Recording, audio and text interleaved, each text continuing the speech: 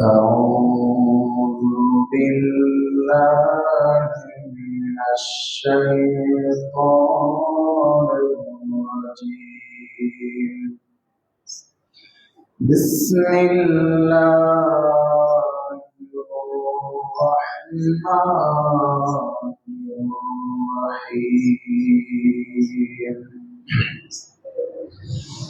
সবাই আমার সাথে বলুন, প্রত্যেকটা হরফে আমরা 10 মিনিট করে বলব ইনশাআল্লাহ। সূরাতুল মাদিয়া মুখস্থ আছে, না? চলো।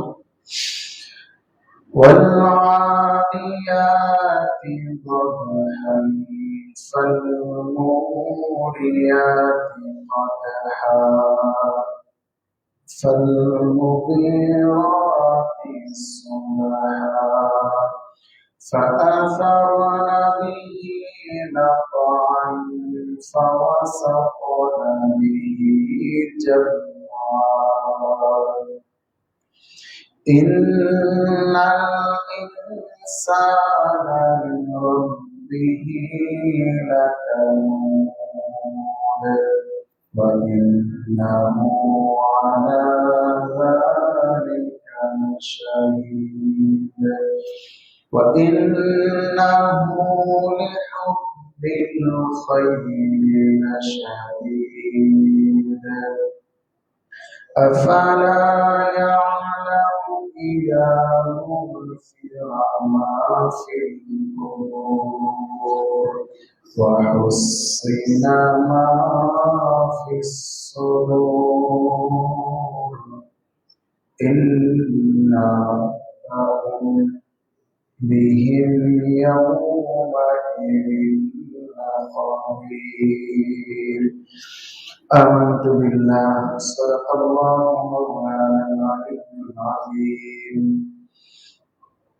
شهدت بشكر اللهم صل على محمد وعلى آل محمد كما صليت على إبراهيم وعلى آل إبراهيم إنك حميد مجيد.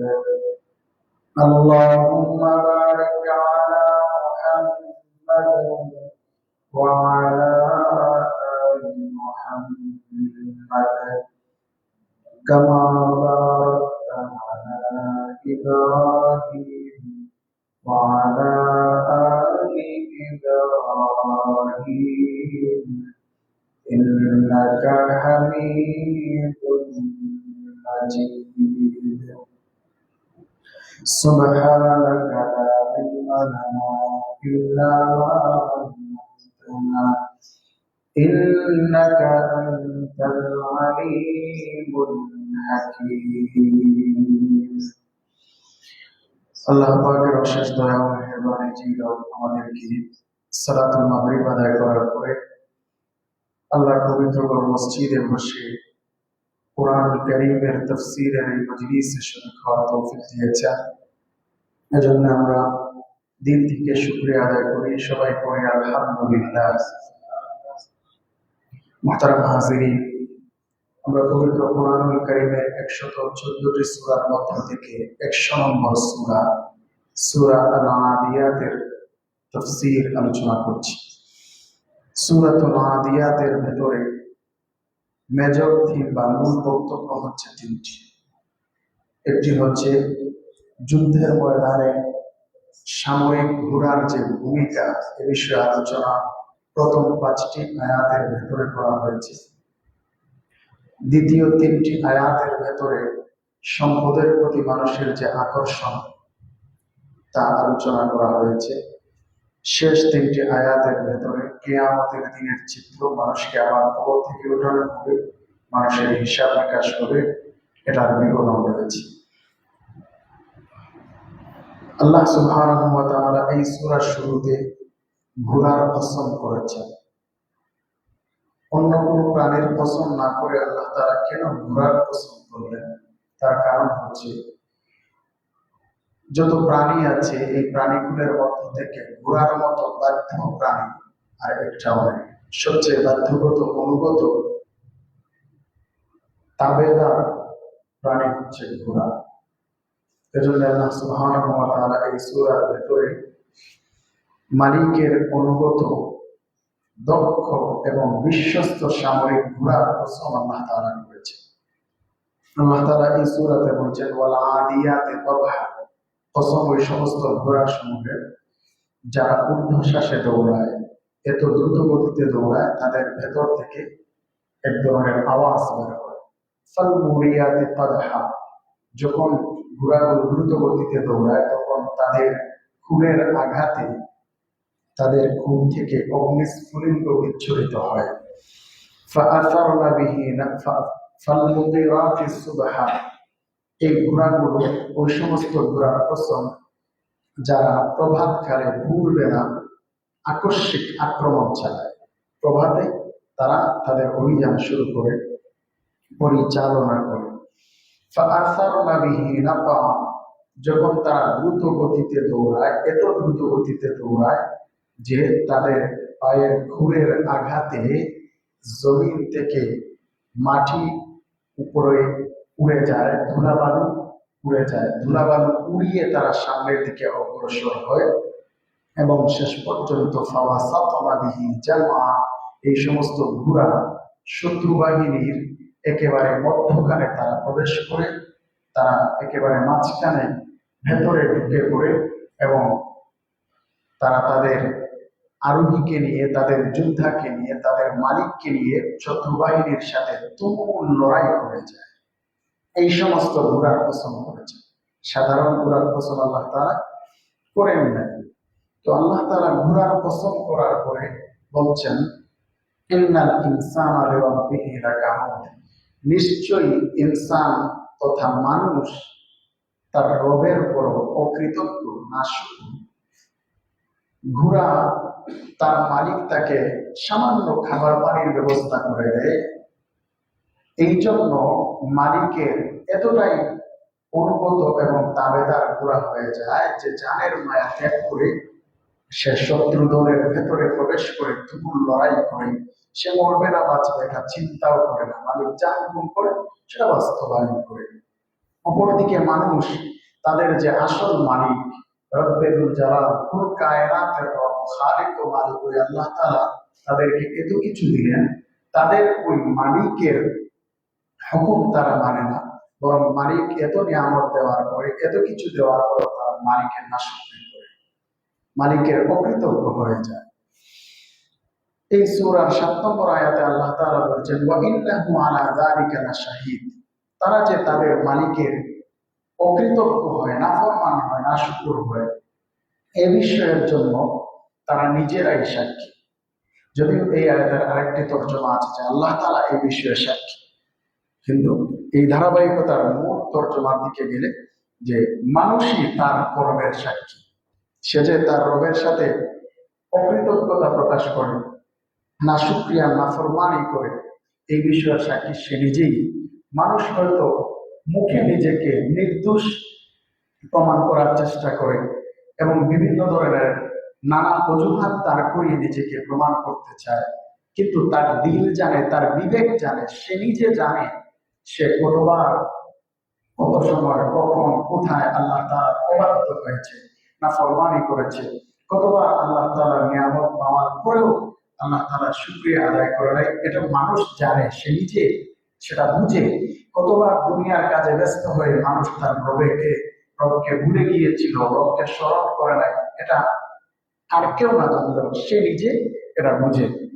এজন্য আল্লাহ তাআলা বলছেন তোমার বিরুদ্ধে সাক্ষী খুঁজতে হবে না হে মানুষ, বরং তুমি নিজেই জানো তুমি কি করো, তোমার কাজের সাক্ষী তুমি নিজেই।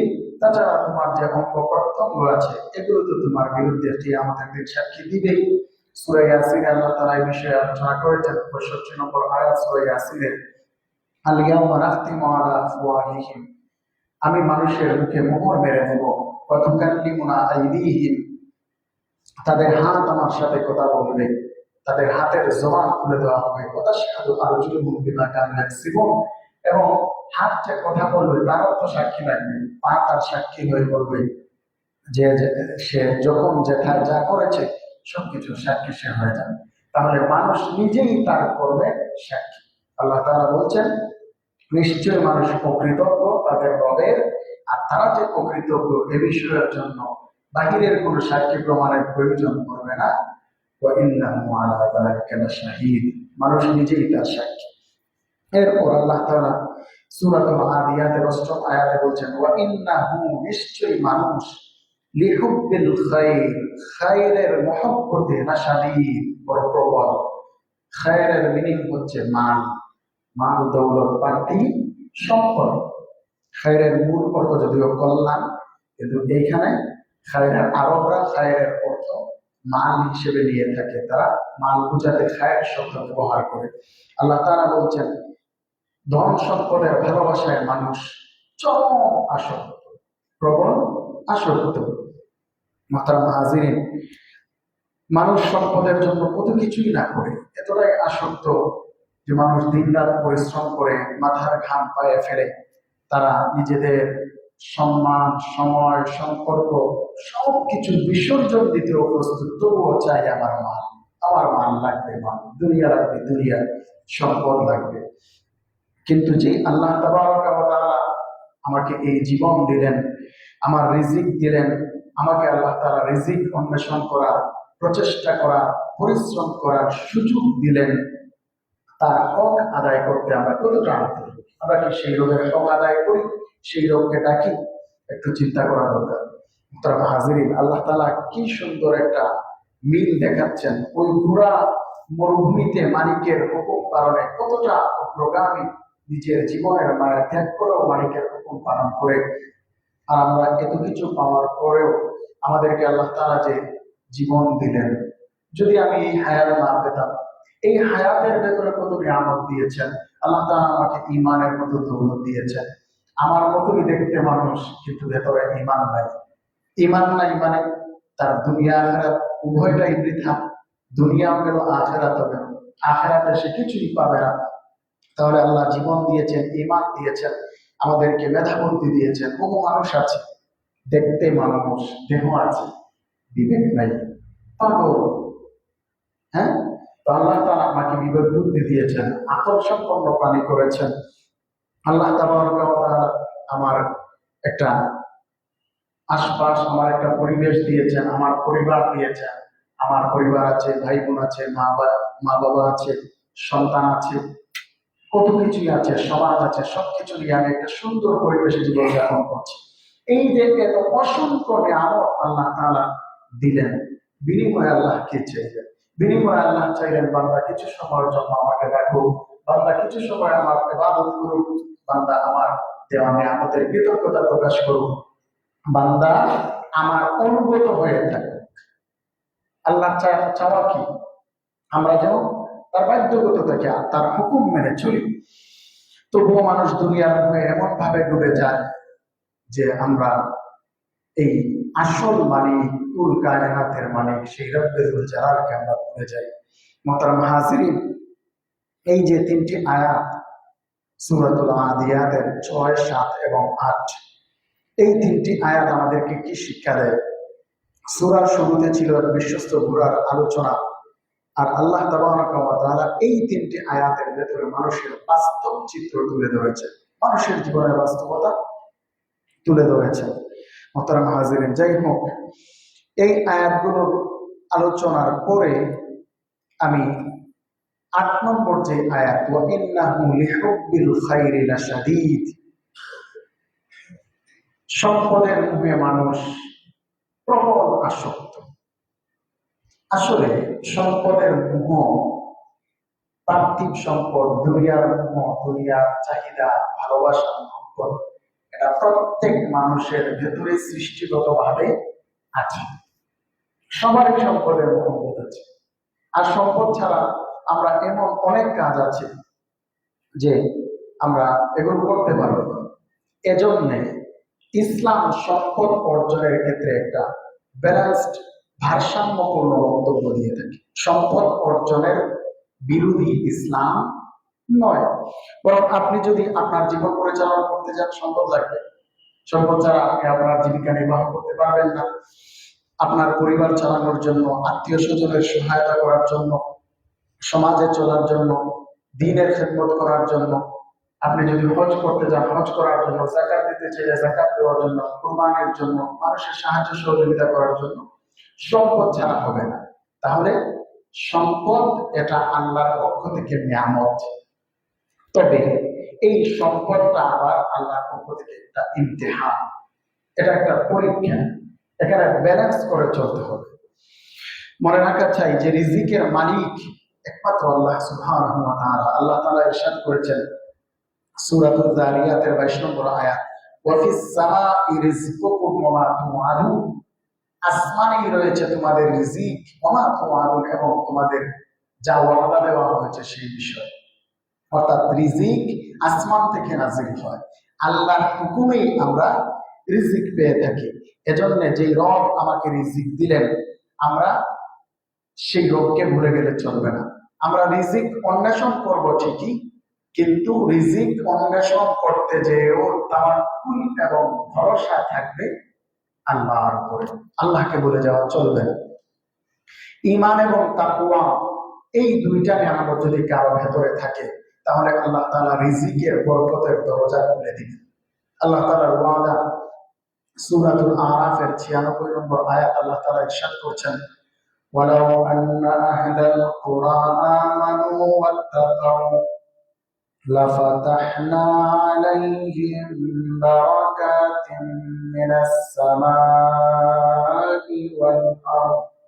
আল্লাহ তাআলা বলেন, যদি জগতের অধিবাসী অর্থাৎ বিশ্ববাসী মানুষেরা আমার বান্দা বান্দি আমানু ঈমান আনত, ওয়াত্তাকাউ এবং তাকওয়া অবলম্বন করত, লাফাতাহনা আলাইহিম, আমি তাদের উপরে খুলে দিতাম বারাকাতিন মিনাস সামা, আসমানের বরকতের দরজা সমূহ, ওয়াল আরদ, এবং জমিনের বরকতের দরজা সমূহ। অর্থাৎ আসমান এবং জমিনের সমস্ত রিজিক আল্লাহ তাআলা বান্দা বান্দীদের জন্য উন্মুক্ত করে দিতেন। দুইটা শর্ত, ঈমান তাকওয়া, ঈমান এবং তাকওয়া। তাহলে রিজিক এবং বরকতের মূল চাবিকাঠি হলো ঈমান তাকওয়া। ঈমান এবং তাকওয়া কার সাথে সম্পর্কিত? আল্লাহর সাথে সম্পর্কিত।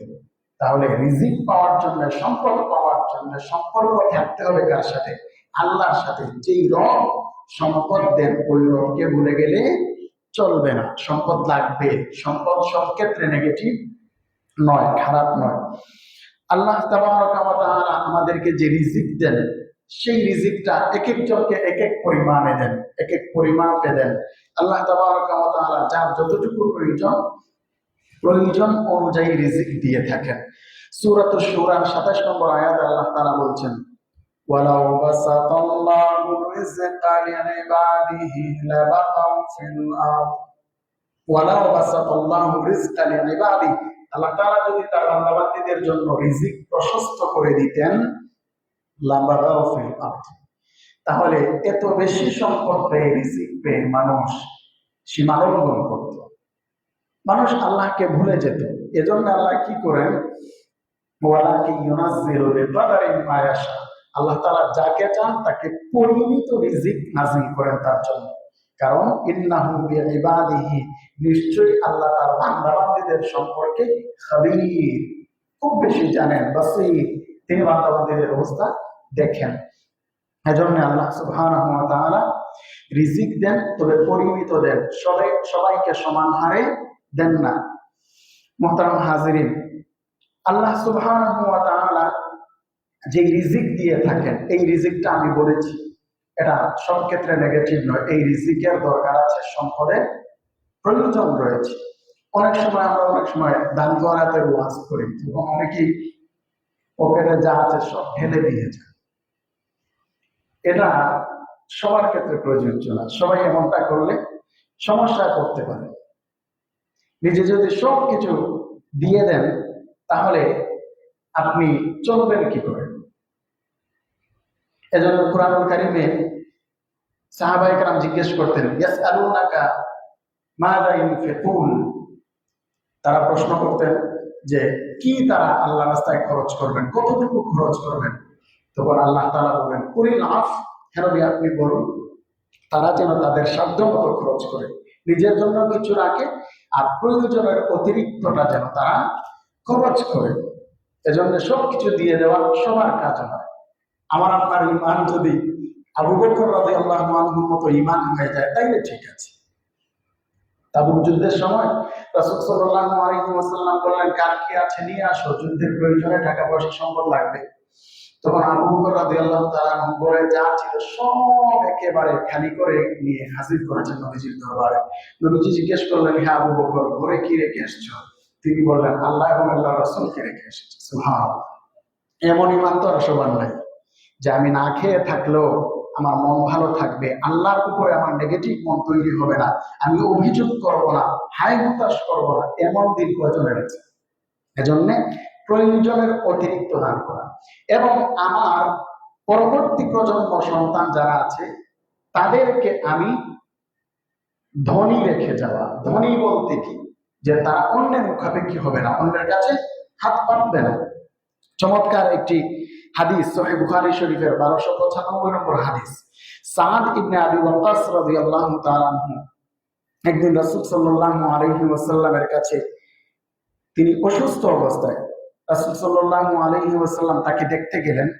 তখন ওই সাহাবী সাদ ইবনে আবি ওয়াক্কাস রাদিয়াল্লাহু আনহু বললেন, ইয়া রাসূলুল্লাহ, আমার একটা মাত্র কন্যা সন্তান, আমি কি আমার সমস্ত সম্পদ আল্লাহর রাস্তায় ব্যয় করে দিতে পারি? নবীজি বললেন, না।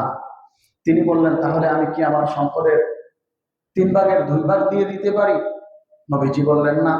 তিনি বললেন, তাহলে 1 দিয়ে দিই, অর্ধেক দিয়ে দিই। নবীজি তাও না করলেন। এরপর তিনি বললেন, তাহলে আমি কি 1/3 দিতে পারি, 1/3, 3/1 দিয়ে দিই? তখন নবীজি বললেন, হ্যাঁ, তুমি 3/1 দিতে পারো, কারণ 3/1টাই তোমার জন্য অনেক বেশি। কারণ সম্পদের আরো হক আছে। কোন মৃত ব্যক্তি মারা যাওয়ার পরে কয়েকটা হক পর্যায়ক্রমে বর্তায়। একটা হচ্ছে তার ঋণ থাকলে ঋণ পরিশোধের ব্যবস্থা করা, তার কাফন দাফনের ব্যবস্থা করা, এরপরে তার যদি কোনো ওসিয়ত থাকে তাও কতটুকুর ক্ষেত্রে কার্যকর, 3/1 পর্যন্ত সেটা বাস্তবায়ন করা যাবে। এর বেশি ওসিয়ত থাকলে সেটা সেই খাতে এই সম্পদ দেওয়া যাবে না। তাহলে সর্বোচ্চ 3/1 পর্যন্ত যাওয়া যায়, আর বাকি সম্পদ তার ওয়ারিসরা তারা সেগুলো পাবে। তো রাসূল সাল্লাল্লাহু আলাইহি ওয়াসাল্লাম অনুমোদন দিলেন, তুমি 3/1 পর্যন্ত দিতে পারো। এরপর নবীজি সাল্লাল্লাহু আলাইহি ওয়াসাল্লাম যে কথাটা বলেছেন গুরুত্বপূর্ণ। তিনি বললেন, হে সাদ ইবনে আবি ওয়াক্কাস, ইন্নাকা আন তাদারা ওয়ারাসাতাকা আদলিয়া খায়র মিন আন তাদারাহুম আলাতান ইয়াতাকাফফাফুনা আন-নাস। হে সাদ বিন আবি ওয়াক্কাস, তুমি তোমার সন্তানদেরকে, তোমার ওয়ারিসদেরকে তুমি ধনী হিসেবে রেখে যাওয়া, এটা উত্তম ওই অবস্থার চাইতে যে তুমি তোমার সন্তানদেরকে, পরবর্তী প্রজন্মকে দরিদ্র হিসেবে রেখে গেলে, যাদের কোনো টাকা পয়সা নাই, নাস, পরবর্তীতে তারা মানুষের কাছে হাত পাতবে আর চলবে, মানুষের মুখাপেক্ষী হবে, মানুষের দ্বারস্থ হবে, মানুষের মুহতাজ হবে। ওই অবস্থায় সন্তানকে রেখে যাওয়ার চাইতে তাদেরকে অভাবী না রেখে ধনী রেখে যাওয়া, অমুখাপেক্ষী রেখে যাওয়া তোমার জন্য সহিহ বুখারীর বর্ণনা। তাহলে সন্তানদেরকে সম্পদশালী রেখে যাওয়া, এটাও ইসলামের শিক্ষা, এটা রাসূল সাল্লাল্লাহু আলাইহি ওয়াসাল্লামের সুন্নাত। মুহতারাম হাজিরিন, তাহলে এই ক্ষেত্রে সম্পদের প্রয়োজন আছে না? আমি কেন মানুষের দ্বারস্থ হতে হবে, মানুষের কাছে হাত পাততে হবে, ছোট হবো না? তবে এই ধন পাওয়ার পরেও আমার মন যদি ধনী না হয়, শান্তি থাকবে না। বহু কোটিপতি আছে, তার এত সম্পদ থাকার পরে ওই সম্পদ নিয়ে সে সন্তুষ্ট না। যদি এমন হয় তাহলে তার মনে শান্তি নেই। এর বিপরীতে একজন ব্যক্তি, তার হয়তো প্রয়োজন মোতাবেক সম্পদ আছে, যা আছে তা নিয়ে, তারপরে তার কানাআতের সিফাত রয়েছে, অল্পে তুষ্টির বৈশিষ্ট্য এবং গুণ তার মাঝে আছে, যা আছে তা নিয়ে সে সন্তুষ্ট, তাহলে ওই ব্যক্তির চাইতে সুখে আছে যে কোটিপতি হওয়ার পরেও আরো চাই হাত উঠাস। মুহতারাম হাজিরিন, এজন্য নবীজি হাদিস সহিহ বুখারীর বর্ণনা 6446 নম্বর বর্ণনা, নবীজি বলেন, লাইসাল গানা আন কাসরাতিল আরাম, ওই ধনাঢ্যতা নয় যে বহু সম্পদ থাকবে, এটাই ধনাঢ্যতা নয়, বরং ওয়ালাকিন্নাল গিনা গিনান নাফস, বরং অন্তরের ধনাঢ্যতাই হচ্ছে আসল ধনাঢ্যতা। সম্পদের আধিক্য নয়, বরং অন্তরের পরিতৃপ্তি হচ্ছে প্রকৃত সম্পদ। মুহতারাম হাজিরিন, তবে এই সম্পদের মোহাব্বত যেটা এই আয়াতে বলা হয়েছে সূরাতুল আদিয়াতের ৮ নম্বর আয়াতে, ওয়া ইন্নাহু লিহুব্বিল খায়রি লাশাদীদ, সম্পদের মোহে মানুষ প্রবল আসক্ত। এই প্রবল আসক্তি, এটা যেন আমার সম্পদ যেন আমার মনের দরজা, মনের ঘরকে দখল করে না নেয়, বরং মনে থাকবে রবের মহব্বত, আল্লাহর মহব্বত। সম্পদের মহব্বত যেন আমাদের দিলে না থাকে। এই যে দুনিয়া, চমৎকার কিছু উদাহরণ রয়েছে। একটা উদাহরণ দিই আপনাদেরকে। দুনিয়ার উদাহরণটা এমন যে আমরা আমাদের নৌযান যা আছে, নৌযান চলাচলের জন্য পানির প্রয়োজন। পানি ছাড়া ডাঙায় কিন্তু নৌকা চলবে না, তার জন্য জলের প্রয়োজন আছে, পানির প্রয়োজন আছে। কিন্তু ওই পানিটাই যদি নৌকার ভেতরে প্রবেশ করে, নৌকাকে ডুবিয়ে দেওয়ার জন্য ওই পানি যথেষ্ট। ঠিক তেমনি ভাবে দুনিয়া ছাড়া দুনিয়াতে কেউ চলতে পারবে না। দুনিয়ার সম্পদের প্রয়োজন আছে, কিন্তু সম্পদের মহব্বত যদি দিলে ঢুকে যায়, রক্তে ভুলে যায়, তাহলে ওই সম্পদ ওই ব্যক্তিকে ডুবিয়ে দেওয়ার জন্য, ধ্বংস করার জন্য যথেষ্ট। এজন্য সম্পদের ভালোবাসা যেন আমাদের হৃদয়কে দখল করে না নেয়, বরং হৃদয়ে থাকবে কার মহব্বত? আল্লাহর মহব্বত থাকবে। দুনিয়ার লোভের কোনো শেষ নাই, দুনিয়ার লোভ মানুষের থাকবে। কবরে যাওয়ার আগ পর্যন্ত মানুষ পরিতৃপ্ত হবে না। নবীজি বলেন, মান হুমান লা ইয়াশবাআন, দুই শ্রেণীর মানুষ কখনো পরিতৃপ্ত হয় না। মানহুমুন ফি ইলমিন লা ইয়াশবা, ইলম অন্বেষণকারী ব্যক্তি, তার জ্ঞান যত হাসিল হয় তত চায়, জ্ঞান আরো বাড়ুক সেটা চায়। সে কখনো ইলম নিয়ে তৃপ্ত হয় না, যত জানে তত আরো বেশি জানতে চায়। ওয়া মানহুমুন ফি দুনিয়া লা ইয়াশবা, এবং দুনিয়া অন্বেষণকারী ব্যক্তি ও দুনিয়া যত পায় তত বেশি চায়, সে কখনো পরিতৃপ্ত হতে চায় না। মুহতারাম হাজিরিন, যাই হোক, বলছিলাম যে সম্পদের প্রয়োজন আছে। সাহাবায়ে কেরামের সম্পদ ছিল। আবু বকর রাদিয়াল্লাহু তাআলা আনহু তাবুক যুদ্ধের ঘটনার যে কথা বললাম, ওই সময় ওনার কাছে কিছুই ছিল না। সামান্য সম্পদ নিয়ে, যা ছিল সব নিয়ে হাজির হয়েছেন, তবে অতি সামান্য ছিল। তিনি কিন্তু ধনী সাহাবীদের একজন। ওসমান রাদিয়াল্লাহু তাআলা আনহু যেভাবে ধনী সাহাবী, আব্দুর রহমান ইবনে আউফ রাদিয়াল্লাহু আনহু যেভাবে মিলিয়নার ধনী সাহাবী, আবু বকরও ধনী সাহাবী ছিলেন, এবং তিনি পৈতৃক সূত্রে ধনী সাহাবী। বাবার বিশাল সম্পদ ছিল, কিন্তু আল্লাহ রাস্তায় দান করতে করতে সবকিছু তিনি আল্লাহ রাস্তায় দিয়ে দিয়েছিলেন। মুহতারাম হাজিরিন, তবে তাদের আর আমাদের তফাৎ কি? তাদের যে সম্পদ ছিল, তারা সম্পদশালী ছিলেন, তাদের সম্পদটা ছিল হাতে, তাদের সম্পদ হৃদয়ে প্রবেশ করে নাই। অর্থাৎ হৃদয়ে রবের ভালোবাসার জায়গা সম্পদ দখল করে নিতে পারে নাই। এজন্য সাহাবীদের মতো আমাদের অবস্থান হতে হবে। মুহতারাম হাজিরিন, যাই হোক, মূল আলোচনা যেটা নিয়ে আমি আপনাদের সামনে অগ্রসর করে নিতে যাচ্ছি এবং শেষ পর্যায়ে যাচ্ছি ইনশাআল্লাহ, সেটা হচ্ছে যে সম্পদ দরকার আছে। সম্পদের মহব্বত দিলে জায়গা করে নেবে না, এটা হাত পর্যন্তই সীমাবদ্ধ থাকবে, প্রয়োজন পর্যন্তই এটা সীমাবদ্ধ থাকবে। এজন্য সম্পদ দরকার আছে। অভাব অনটনে থাকলে মানুষ ভালো থাকে না। রাসূল সাল্লাল্লাহু আলাইহি ওয়াসাল্লাম অভাব থেকে আল্লাহর কাছে পানাহ চাইতেন। নবীজি পানাহ চাওয়ার কথা বলতেন। নবীজি বহু দোয়া শিক্ষা দিয়েছেন। একটি দোয়া হাদিসে এসেছে, নবীজি সাল্লাল্লাহু আলাইহি ওয়াসাল্লামের একজন সাহাবী আবু বকর রাদিয়াল্লাহু তাআলা সকাল সন্ধ্যায় একটি দোয়া করতেন। উনার ছেলে এই দোয়া পাঠ করতে দেখে জিজ্ঞেস করলেন যে, আপনাকে সকাল সন্ধ্যায় এই দোয়াটা তিনবার করে পড়তে শুনি। তখন তিনি জবাব দিয়েছিলেন, যেই দোয়াগুলো রাসূল সাল্লাল্লাহু আলাইহি ওয়াসাল্লাম করেছেন আমি কেন করব না, এটা আমিও করতে চাই, এটা আমার পছন্দ, ভালোবাসা, ভালো লাগা। কি সেই দোয়া? তিনি দোয়া করতেন, আল্লাহুম্মা আফিনি ফি বাদানি। রাসূল সাল্লাল্লাহু আলাইহি ওয়াসাল্লামের দোয়াই কিন্তু সাহাবী বর্ণনা করছেন, নবীজিও এই দোয়াটা করতেন। কি দোয়া? আল্লাহুম্মা আফিনি ফি বাদানি, হে আল্লাহ তুমি আমাকে শারীরিকভাবে সুস্থ রেখো। ওয়া আল্লাহুম্মা আফিনি ফি সামঈ, হে আল্লাহ তুমি আমার শ্রবণ শক্তির দিক থেকে আমাকে সুস্থ রেখো। আল্লাহুম্মা আফিনি ফি বাসারি, আমাকে দৃষ্টি শক্তির দিক থেকে সুস্থ রেখো, আমার যেন শ্রবণ শক্তি, দৃষ্টি শক্তি, অঙ্গ প্রত্যঙ্গ যেন আমার সুস্থ থাকে, দেহ যেন সুস্থ থাকে। লা ইলাহা ইল্লা আনতা, আপনি ছাড়া কোনো ইলাহ নাই। আব্বাস রাদিয়াল্লাহু আনহু এই দোয়ার সাথে আরো কিছু অংশ বাড়িয়ে দোয়া করতেন। নবীজির দোয়াই, আল্লাহুম্মা ইন্নী আউযু বিকা মিনাল কুফরি ওয়াল ফাকর ওয়া আউযু বিকা মিন আযাবিল কবর। চমৎকার এই দোয়াটা।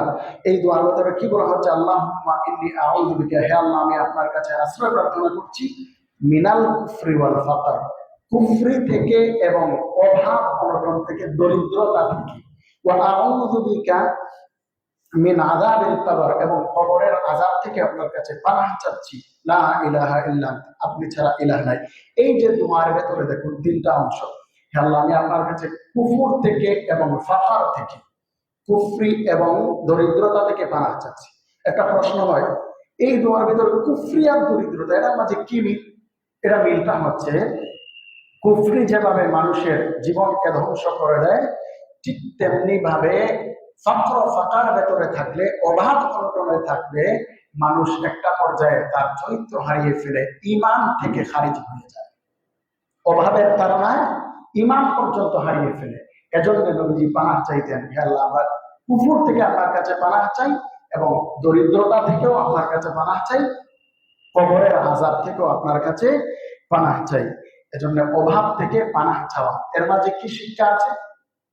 মানে অভাবে থাকা, ইচ্ছে করে অভাবী হওয়া, এটা ইসলামের শিক্ষা নয়, বরং প্রয়োজন মোতাবেক সম্পদ থাকবে, এটা ইসলামের শিক্ষা।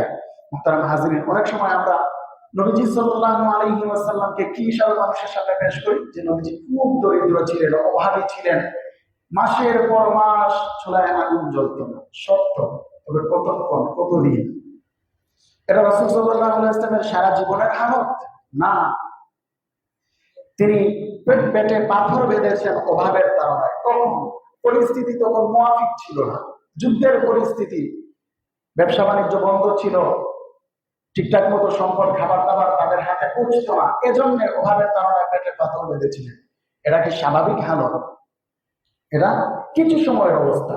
সবসময় রাসূল সাল্লাল্লাহু আলাইহি ওয়াসাল্লাম না খেয়ে থেকেছেন এমন নয়, বরং নবীজি সাল্লাল্লাহু আলাইহি ওয়াসাল্লাম সাহাবায়ে কেরাম তারা তাদের অবস্থান থেকে, তারা মনের দিক থেকে বিশেষ করে ধনী ছিলেন এবং তারা দাতা ছিলেন। রাসূল সাল্লাল্লাহু আলাইহি ওয়াসাল্লাম সবচেয়ে বড় দাতা ছিলেন। কিভাবে? যা ছিল তা তিনি বিলিয়ে দিতেন, নিজের কাছে রাখতেন না, সবকিছু আল্লাহর রাস্তায় বিলিয়ে দিতেন। মুহতারাম হাজিরিন, যাই হোক, এই সম্পদের মোহ যেন আমাকে আল্লাহ থেকে গাফেল না করে। হাদিসে এসেছে, তিরমিজি শরীফের বর্ণনা, 5টি প্রশ্নের জবাব দেওয়ার আগ পর্যন্ত মানুষ হাসরের ময়দানে কদম সরাতে পারবে না। নবীজি বলেন, লা তাজুলু কাদামা বনি আদম ইয়াউমাল কিয়ামাতি মিন ইনদি রাব্বিহি, বনি আদম তার রবের নিকট থেকে কিয়ামতের দিন তার কদম সরাতে পারবে না, হাত্তা ইউসআলা আন খামসিন, যতক্ষণ না তাকে 5টি বিষয়ে জিজ্ঞাসা করা হবে এবং জবাব না দেবে। 1 নাম্বার, আন উমরিহি ফিমা আফনা, জীবন কোথায় ব্যয় করেছো, এই জবাব দিতে হবে। ওয়ান শাবাবিহি ফিমা আবলা, যৌবন কোথায় ব্যয় করেছো, কিভাবে ব্যয় করেছো। 3 নাম্বার, ওয়া মালিহি মিন আইনা ইকতাসাবা, সম্পদ সম্পর্কে জিজ্ঞেস করা হবে, তুমি কোন পথে আয় করেছো, উপার্জন করেছো। ওয়া ফিমা আনফাকা, 4 নাম্বার প্রশ্ন, অর্জিত সম্পদ কোন খাতে, কোন পথে তুমি ব্যয় করেছো, হালাল পথে উপার্জন করেছো নাকি হারাম পথে, হালাল পথে ব্যয় করেছো নাকি হারাম পথে, না ফরমানির পথে, এগুলো প্রশ্ন করা হবে। 5 নাম্বার, ওয়ামাদা আমিলা ফিমা আলিমা, তুমি যা জেনেছো তোমার ইলম অনুযায়ী কতটুকু আমল করেছো। তাহলে সম্পদের ব্যাপারে আল্লাহর দরবারে আমরা জিজ্ঞাসাবাদের সম্মুখীন হব। এজন্য সম্পদ হাসিল করব, সম্পদের জন্য হালাল তরিকায় প্রচেষ্টা করব এবং সম্পদ হবে। আমার একজন উস্তাদ, তিনি আমাদেরকে বলতেন, কাজী বাজার বাদশাহ মুহাদ্দিস মুফতি সিদ্দিক আহমদ চিশতি হুজুর, তিনি আমাদের ফারিগ হওয়ার পরে দাওরা হাদিস যখন শেষ করলাম, ওনার সাথে মুলাকাতে গেলাম দোয়া আনতে, ওনার সাথে সাক্ষাৎ করার জন্য, তখন একটা নসিহত করলেন। ওই যে একটা আয়াত পড়েছিলাম, ওয়ালা ওয়াসাতাল্লাহু রিজকা লিইবাদিহি লাবাগাউ ফিল আরদ, ওই আয়াতকে সামনে রেখে মানুষের নেচার হচ্ছে তারা সম্পদ প্রচুর পরিমাণে পেলে সীমালঙ্ঘন করে নাফরমান হয়ে যায়, আল্লাহকে ভুলে যায়।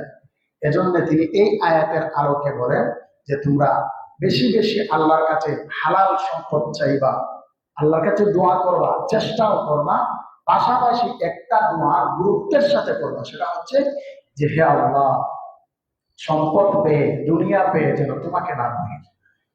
এটা আল্লাহর কাছে চাইতে হবে। সম্পদ চাওয়ার পাশাপাশি আল্লাহর কাছে এটাও চাইতে হবে, সম্পদ পাওয়ার পরে তোমাকে যেন না ভুলি। যদি আপনারা ধৈর্য ধরেন 5 মিনিটে গুরুত্বপূর্ণ কয়েকটি দোয়া এবং আমল বলতে চাই যে সম্পদ হাসিল করার জন্য আমরা কি কি করতে পারি। সংক্ষেপে, 1 নাম্বার, রিজিক পাওয়ার জন্য, সম্পদ পাওয়ার জন্য 1 নাম্বার হচ্ছে ইস্তেগফারের আমলটা বেশি বেশি করতে। ইস্তেগফার, আল্লাহর কাছে ক্ষমা চাওয়া। সূরা নূহের ভেতরে এসেছে, নূহ আলাইহিস সালাম তার সম্প্রদায়কে, কওমদেরকে নসিহত করেছিলেন। তিনি আল্লাহর কাছে বলছেন, আমি আমার সম্প্রদায়কে এভাবে বলেছি, ফাকুলতু ইস্তাগফিরু রাব্বাকুম, তোমরা তোমাদের রবের কাছে ইস্তেগফার করো, গুনাহ থেকে ক্ষমা চাও, ইন্নাহু কানা গাফফারা, নিশ্চয়ই তিনি ক্ষমাশীল। যদি তোমরা ইস্তেগফার করো, ইউরসিলিস সামাআ আলাইকুম মিদরারা, তাহলে আল্লাহ তাআলা আসমান থেকে মুষলধারে তোমাদের জন্য উপকারী বৃষ্টি নাযিল করবেন, যা তোমাদের ফল ফসলের জন্য, ক্ষেত খামারের জন্য উপকারী হবে। ওয়াইয়ুমদিদকুম বিআমওয়াল, সম্পদ দিয়ে তোমাদেরকে সাহায্য করবেন, ওয়া বানিন, এবং তোমাদেরকে সন্তান দিয়েও সাহায্য করবেন, জনবল ধনবল দুইটাই দেবেন। ওয়ায়াজআল লাকুম জান্নাত, তোমাদেরকে ফল ফসলের বাগান দিবেন। ওয়ায়াজআল লাকুম আনহারা, তোমাদেরকে নদ নদী দিবেন। অর্থাৎ দুনিয়ার যত সহায় সম্পদ এর ওয়াদা রয়েছে ইস্তেগফারের ভেতরে। কারণ রিজিক পাওয়ার ক্ষেত্রে আমাদের প্রতিবন্ধক কি? আমাদের গুনাহ। আমাদের আল্লাহর সাথে সম্পর্ক কাটানো হয়ে যায় কেন? নাফরমানির কারণে, গুনাহর কারণে। ইস্তেগফারের মাধ্যমে গুনাহ কেটে যাবে, আল্লাহর সাথে সম্পর্ক হবে, আল্লাহর পক্ষ থেকে তখন রিজিক নাজিল হবে। 1 নাম্বার আমল, ইস্তেগফার বেশি বেশি করব। আস্তাগফিরুল্লাহ, আস্তাগফিরুল্লাহ, আল্লাহর কাছে ক্ষমা চাওয়া, দিল থেকে তওবা। 2 নাম্বার হচ্ছে তাকওয়া অবলম্বন করা। আল্লাহ তাআলা ওয়াদা দিয়েছেন, সূরাতুত তালাকে এসেছে, ওয়া মান ইয়াত্তাকিল্লাহা ইয়াজআল লাহু মাখরাজা, যে আল্লাহকে ভয় করে, তাকওয়া অবলম্বন করে, আল্লাহ তাআলা তার বিপদ থেকে উত্তরণের, মুক্তির, উদ্ধারের পথ বের করে দেন। ওয়া ইয়ারযুকহু মিন হাইসু লা ইয়াহতাসিব, এবং আল্লাহ তাআলা কল্পনাতীত জায়গা থেকে রিজিকের ব্যবস্থা করে দেন। এমন এমন ভাবে, এমন এমন জায়গা থেকে সে রিজিক পাবে, আল্লাহর নিয়ামত পাবে, যে কল্পনা করে নাই ওইভাবে সে এই রিজিকটা পাবে।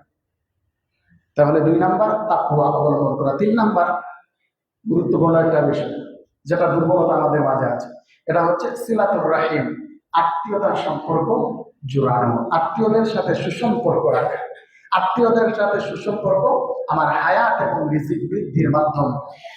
সহিহ বুখারীর হাদিস, নবীজি বলেন, মান আহাব্বা আইয়ুবসাতা লাহু ফি রিজকি, যে ব্যক্তি চায় তার রিজিক প্রশস্ত করা হোক, ওয়া ইউসাকা লাহু ফি আসারি, তার জীবনে হায়াতে বরকত দেওয়া হোক, আয়ু বৃদ্ধি পাক, রিজিক বৃদ্ধি পাক, যে ব্যক্তি চায়, ফালিয়াসিল রাহিমা, সেজন্য আত্মীয়দের সাথে সম্পর্ক বজায় রাখে।